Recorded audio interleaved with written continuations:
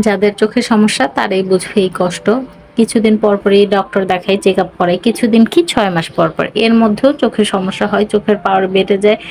গিয়েছিলাম সকাল, সকাল বের হয়েছি। তারপরও সারা রাস্তা এত বেশি জ্যাম ছিল, এত বেশি জ্যাম ছিল, আস্তে, আস্তে কভার হয়ে গিয়েছে। এরপরে গিয়ে দেখি হসপিটাল ভর্তি মানুষ, এত বেশি ভিড় ছিল বলার বাহিরে। অনেক সময় বসে থাকা লাগছে। এর মধ্যে আবার যাওয়ার পরে শুনি সবার নাস্তার সময় হয়ে গিয়েছে। ডক্টররা চলে যাচ্ছিল নাস্তা করতে। অনেক সময় বসে থাকা লাগছে। এই বসে থাকা আমার খুবই বিরক্ত লাগে। যাই হোক, এরপর অনেকক্ষণ থাকার পরে ডক্টর দেখানোর সিরিয়াল পেলাম, ডক্টর দেখালাম, পাওয়ার বেড়ে গেল। এটা আমার কাছে এত কষ্টদায়ক। এরপরে হচ্ছে কিছু টুকটাক খাওয়া দাওয়া করলাম, টুকটাক কি পিঠা খেলাম আর হচ্ছে নাড়ু খেলাম। এই নাড়ুর ছবিটা আমার কাছে এত সুন্দর লাগে, নাড়ু আমার অনেক পছন্দ। এরপরে অনেক রোদ ছিল, এর জন্য কোক খেলাম।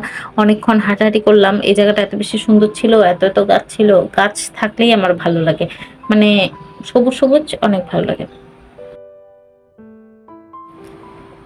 এই মেহেদি দেওয়ার পর থেকে আমি হচ্ছে অবসেসড হয়ে গিয়েছি আমার হাতের সাথে। সারাক্ষণ শুধু হাত দেখতে থাকি। আমার হচ্ছে মেহেদি দেওয়া হাত অনেক অনেক অনেক বেশি ভালো লাগে, দেখতেই অনেক সুন্দর লাগে।